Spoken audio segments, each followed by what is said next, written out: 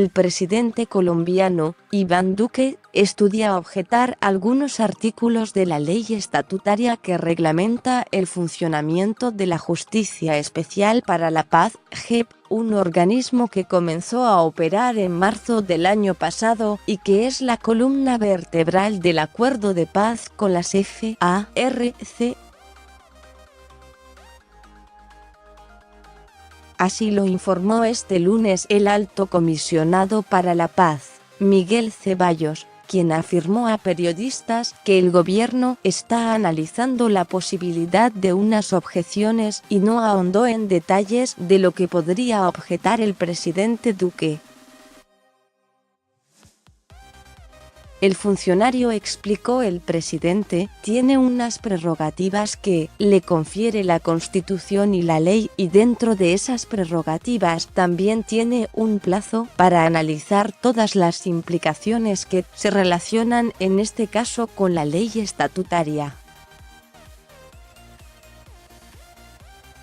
Sectores políticos, la Fiscalía de Colombia, e incluso la misma JEP han expresado sus puntos de vista acerca de la conveniencia o no de que el jefe de Estado firme o no la ley estatutaria, decisión que debe conocerse, como máximo, el próximo 11 de marzo.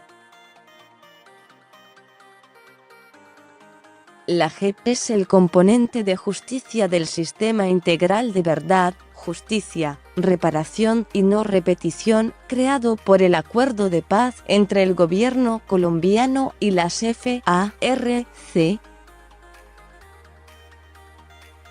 Su principal función es administrar justicia transicional y conocer de los delitos cometidos en el marco del conflicto armado que se hubieran cometido antes del 1 de diciembre de 2016.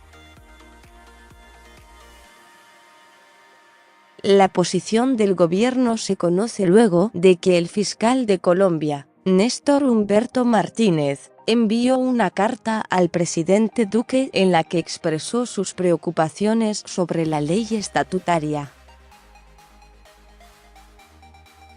Martínez cuestionó que los reinsertados que sigan cometiendo delitos graves, como secuestro y narcotráfico, podrían seguir gozando de los beneficios de la jurisdicción especial.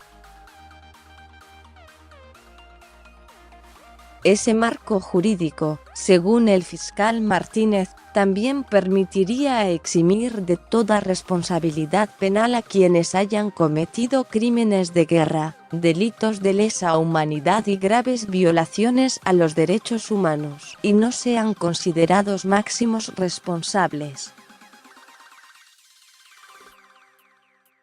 Señor presidente, tengo la certeza de que usted compartirá las preocupaciones de este despacho en el propósito común de que la nación consolide una paz justa, legítima y duradera, concluyó el fiscal en una carta de 9 páginas.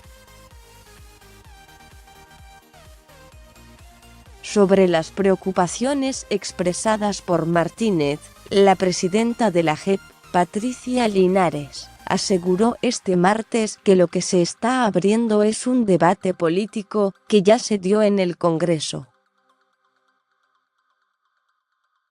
Al referirse a los temores expresados por el fiscal respecto de la eventual impunidad, Linares aseguró que precisamente la jurisdicción fue diseñada para garantizarles a las víctimas, al país y a la comunidad internacional que no habrá tal y que se sancionará a quienes hayan cometido crímenes de guerra y delitos de lesa humanidad en el marco del conflicto. Recordó que la JEP estudiará delitos cometidos antes del 1 de diciembre de 2016 y que en consecuencia los delitos que se cometan después de esa fecha son de competencia de la jurisdicción ordinaria. La JEP detalló que la sanción de la ley beneficiará a 9.691 desmovilizados de las FARC.